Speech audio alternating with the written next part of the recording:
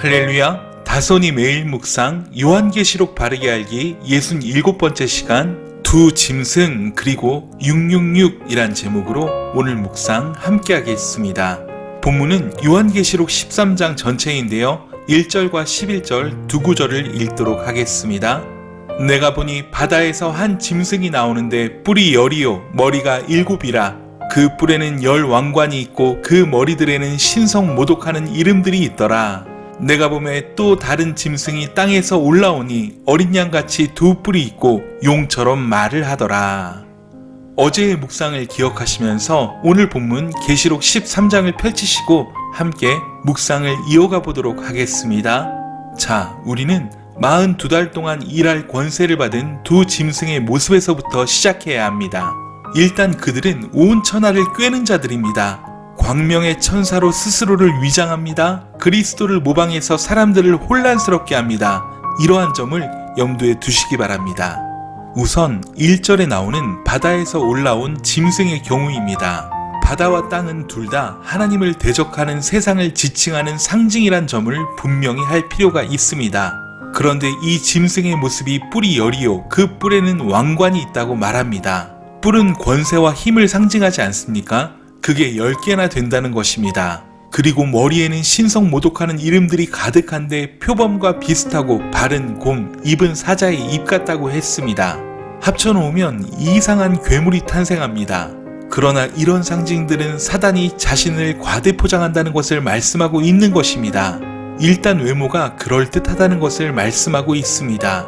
광명의 천사로 자신을 포장하려면 외모가 근사해야 하지 않겠습니까?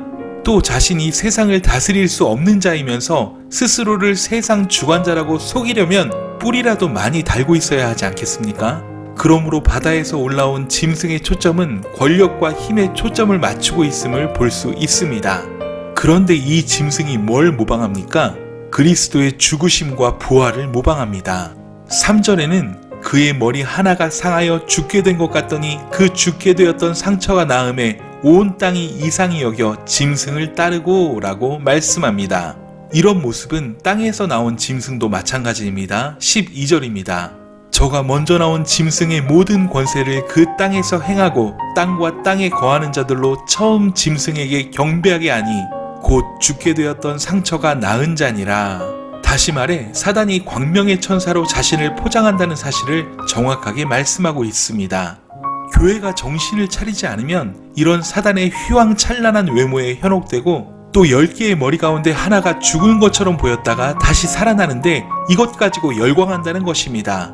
예수 그리스도는 한 분이십니다. 그분은 머리 한 부분이 아닌 실제로 십자가에서 온몸이 완전히 죽으셨다가 말씀대로 사흘 만에 부활하신 것입니다.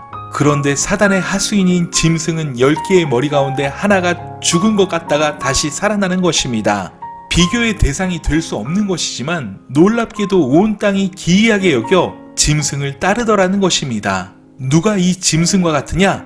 누가 능히 이와 더불어 싸우겠느냐? 라고 호기를 부리더라는 것입니다. 여기서 우리는 용이 있고 용의 권세를 받은 바다에서 올라온 짐승이 42달 동안 일한다는 점을 주목할 필요가 있습니다. 그러면서 끊임없이 주님을 모방하고 외형적으로 광명의 천사를 가장할 뿐만 아니라 그럴듯한 외모를 가지고 마음을 노략질하는 것입니다. 반대로 땅에서 올라온 짐승은 힘있게 생긴 바다에서 올라온 짐승과는 정반대입니다. 어떻게 생겼습니까? 양처럼 생겼습니다. 말은 용처럼 합니다. 이 짐승은 앞서 바다에서 올라온 짐승이 했던 그 이적에 더 플러스해서 사람들 앞에서 불이 하늘로부터 땅에 내려오게 하고 짐승 앞에 받은 바 이적을 행함으로 땅에 거하는 자들을 미혹하더라는 것입니다. 핵심은 여기서도 세상 죄를 지고 가는 하나님의 어린 양으로서 예수 그리스도를 모방하고 이적을 행한다는 것입니다. 그런데 주위에서 보실 것은 사단의 하수인들은 둘 다 그리스도의 이적을 모방한다는 것입니다. 그래서 신앙의 기초를 이적에 두는 것은 얼마나 위험한가를 확실히 깨달아야 할 필요가 있는 것입니다. 10장과 11장에서 두루마리 책을 먹는 것의 중요성을 말씀했습니다. 종말을 살아가는 교회가 말씀이 아닌 이적의 신앙의 기초를 두면 더 큰 혼란에 빠질 수밖에 없다는 것입니다. 외모가 아무리 그럴듯하고 아무리 엄청난 표적과 기사를 행하더라도 그 속에 말씀이 올바르게 선포되지 않는다면 그는 광명의 천사를 가장한 짐승의 하수인일 수 있는 것입니다.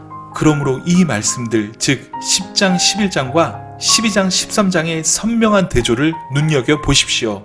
교회 이야기의 중심에는 말씀이 있습니다. 그러나 사단의 이야기의 중심에는 그럴듯한 외모와 이적들로 채워져 있습니다. 42달 동안 일할 권세를 받은 짐승들의 또 하나의 특징적인 모습은 하나님과 교회를 비방한다는 것입니다. 그리고 우상을 만들도록 조장하고 실제로 교회를 박해한다는 것입니다. 7절을 보면 짐승은 권세를 받아 성도들과 싸워 이기게 되고 각 족속과 방언과 나라를 다스리는 권세를 받으니 라고 기록되어 있습니다. 그러나 여러분 기억하십시오. 끝까지 싸워서 이기는 자들에게 생명의 면류관이 있습니다. 그러므로 짐승이 성도를 이긴다는 이 표현은 아마도 순교를 염두에 두고 있는지 모르겠습니다. 어찌되었든 기억해 두어야 할 것은 박해의 시간들에 그들이 성도들을 이기는 상황도 발생한다는 것입니다. 그런데요, 8절에 의하면 죽임을 당한 어린 양의 생명책에 창세 이후로 이름이 기록되지 못하고 이 땅에 사는 자들은 다 그 짐승에게 경배하게 될 것이라고 말씀합니다. 하나님의 입맞은 사람들, 생명책에 농명된 사람들은 짐승에게 경배하기보다는 순교를 택하게 될 것입니다. 7절에 대한 설명이 9절에 나옵니다. 누구든지 귀가 있거든 들으라고 하시면서 뭐라고 말씀합니까? 사로잡힐 자는 사로잡혀 갈 것이요 칼에 죽을 자는 마땅히 칼에 죽을 것이니 성도의 인내와 믿음이 여기 있느니라. 이것이 우리가 처해져 있는 42달에 포함되어 있는 박해와 순교의 어려움이란 것입니다. 믿음의 선한 싸움이 여기 있다는 것입니다. 언제 어떤 모습으로 다가올지는 알 수 없습니다. 더 나아가 하나님의 입맞은 자를 모방한 사단의 하수인들의 박해가 이어집니다. 짐승의 우상에게 경배하지 않는 자는 몇이든지 다 죽이겠다고 말합니다. 또 짐승의 표를 받지 않은 신실한 그리스도인들로 하여금 매매를 못하게 하는 경제적인 어려움도 있다고 말씀합니다. 구체적으로 이런 일들이 언제 어떻게 일어날지는 알 수 없습니다. 다만 우리가 42달이라고 일컬은 그 기간에 이런 순교와 박해, 어려움들이 존재한다는 것입니다. 그 기간이 증인의 삶을 살아야 하는 기간이고 광야에서 보호받는 기간이란 점을 함께 인식할 필요가 있습니다. 18절은 늘 우리에게 혼란을 주었던 소위 666이란 짐승의 수에 대한 것입니다. 이 숫자는 666입니다. 사단적 삼위일체를 지칭하는 이 표현은 7이 완전한 숫자란 점을 감안할 때 늘 부족한 사단의 위치를 가르쳐주는 표현인 것입니다. 그래서 지혜가 여기 있다고 말씀한 것입니다. 사단이 이기는 것처럼 보일 때가 있겠지만 결코 그럴 수 없다는 것입니다. 총명한 자는 짐승의 수를 세어보라는 말씀은 사탄의 한계를 정확하게 인식하라는 말씀인 것입니다. 666에 대한 여러 가지 말들이 난무합니다. 그러나 확고한 기준을 잡으십시오. 우리가 확고한 기준을 잡으면 결코 혼란스럽지 않습니다. 우리에게 있어서 확고한 기준은 무엇입니까?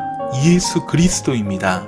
예수님을 진실로 영접한 자, 하나님의 인침을 받은 성령의 사람들은 앞으로 어떤 고난과 박해가 올지라도 굴하지 않는다는 것입니다. 순교도 감당할 수 있다는 것입니다. 우린 내일 계속해서 13장을 정리하며 성도의 최종 승리에 대해 말씀을 나눌 것인데요. 사랑하는 여러분, 꼭 자신 스스로를 점검해 보십시오. 만일 하루하루 말씀에 순종하며 주님을 사랑하려고 발버둥을 치고 있다면 이는 하나님의 인침을 받은 성령의 사람입니다. 늘 말씀을 가까이 하며 기도가 삶이 되어 있는 사람, 죄와 싸우되 피 흘리기까지 대항하는 사람, 이러한 사람은 말세를 이기는 사단을 이기는 진정한 성도라는 것입니다. 저와 여러분은 어떤 사람입니까? 진정한 신앙자입니까? 아니면 세속화된 그리스도인입니까? 이 아침에 한번 깊이 점검해보는 그러한 은혜가 있길 원합니다. 저와 여러분이 이 말세의 시기를, 광야의 시기를 진정한 믿음의 성도로 승리하는 은혜가 있으시길 간절히 소원합니다. 오늘 하루도 강하고 담대하여 승리하세요. 사랑하고 축복합니다. 샬롬.